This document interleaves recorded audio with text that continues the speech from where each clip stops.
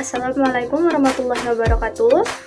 Perkenalkan, nama saya Puspita Deliani, NIM 2153-1116 dari program Studi Pendidikan Agama Islam 6E.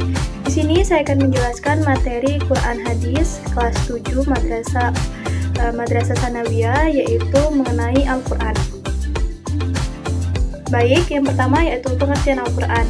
Menurut cendekiawan Muslim, yaitu Quroi Shihab, kata Al-Quran berasal dari kata kerja qoro'ah, yang berarti membaca, dan kata dasarnya adalah Quran, yang berarti bacaan. Huruf alif sendiri pada kata Quran, pada kata Al-Quran, lanjut Quroi Shihab, mengandung arti kesempurnaan. Dengan demikian, dapat kita tarik kesimpulan bahwasanya Al-Quran adalah bacaan yang sempurna, tidak hanya sempurnakan kandungannya, tetapi juga redaksi serta petunjuknya.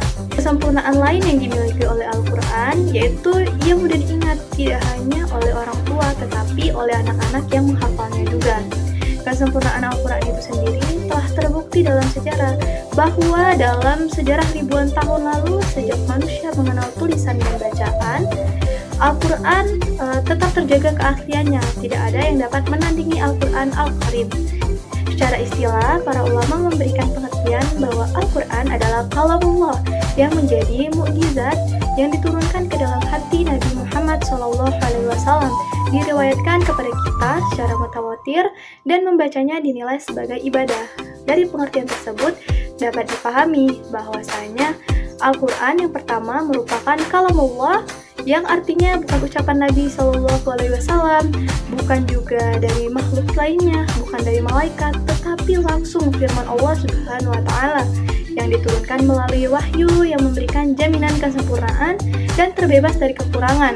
Kedua, Al-Quran merupakan mukjizat, artinya hal luar biasa yang diturunkan kepada Nabi Muhammad SAW. Ketiga, Al-Quran diturunkan atau difirmankan secara mutawatir, artinya riwayat yang disampaikan oleh 3 orang atau lebih yang memiliki kualifikasi terbaik sebagai orang-orang yang berakhlak mulia, sempurna kemampuan hafalannya, dan tidak pernah berbohong. Keempat, membacanya merupakan ibadah. Membaca Al-Quran menjadi tanda keimanan seseorang. Semakin tinggi imannya, semakin sering dan sungguh-sungguh membaca Al-Quran tersebut. Nah, selanjutnya bagian kedua yaitu nama-nama Al-Quran. Allah Subhanahu wa Ta'ala menyebut Al-Quran dengan berbagai macam sebutan. Di dalam Al-Quran sendiri banyak kita temukan sebutan bagi Al-Quran. Di antaranya ada Alkitab atau kitab Allah, dapat kita temukan pada Quran surat Al-Baqarah ayat 2 yang berbunyi A'udzubillahi minasyaitonirrajim, Bismillahirrahmanirrahim, Zalikal kitabul la raibah. Yang selanjutnya, selain dari Alkitab tadi, dapat kita jumpai atau temukan juga di dalam Al-Quran, Quran surat Al-Furqan. Selanjutnya, yang ketiga yaitu fungsi Al-Quran.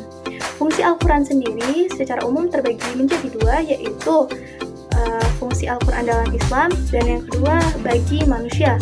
Yang pertama, fungsi Al-Quran sebagai sumber ajaran atau hukum Islam yang utama. Nah, terlepas dari adanya hadis, Al-Quran merupakan pedoman yang pertama bagi umat Islam. Yang selanjutnya, sebagai konfirmasi dan informasi terhadap hal-hal yang tidak dapat diketahui oleh akal. Untuk itu, hal-hal yang masih tidak kita mengerti oleh akal dapat kita jumpai atau dapat kita temukan jawabannya di dalam Al-Quran. Yang ketiga, petunjuk hidup manusia yang lurus tentang berbagai hal. Nah, Al-Quran sendiri berisikan pedoman bagi kita manusia untuk dapat menjalani kehidupan sehari-hari dengan sebaik-baiknya. Yang keempat, sebagai pengontrol dan pengkoreksi terhadap ajaran-ajaran masa lalu, Zabur, Taurat, Injil. Nah, dari kitab-kitab yang telah diturunkan sebelumnya, Al-Quran menjadi pelengkap dan juga penyempurna daripada kitab-kitab yang telah Allah turunkan kepada umat sebelumnya. Nah, selanjutnya bagi manusia itu sendiri sebagai petunjuk secara umum. Pada Quran Surat Al-Baqarah ayat 185 dikatakan bahwa menjadi petunjuk bagi orang-orang yang bertakwa. Pada Al-Quran Surat Al-Baqarah ayat 2 menjadi petunjuk bagi orang-orang beriman.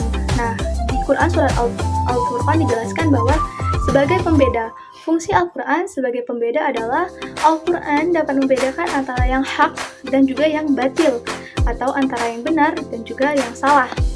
Quran Surat Al-Baqarah 185, di dalam Al-Quran dijelaskan beberapa hal mengenai yang boleh dilakukan atau yang baik dan yang tidak boleh dilakukan atau hal yang buruk.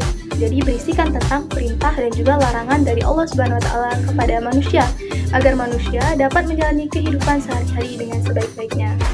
Nah, mungkin itu saja materi yang dapat saya sampaikan. Apabila terdapat kekurangan, saya memohon maaf. Pada Allah, mari sama-sama kita mohon ampun. Akhirul kalam, Assalamualaikum warahmatullahi wabarakatuh. Audio Jungle.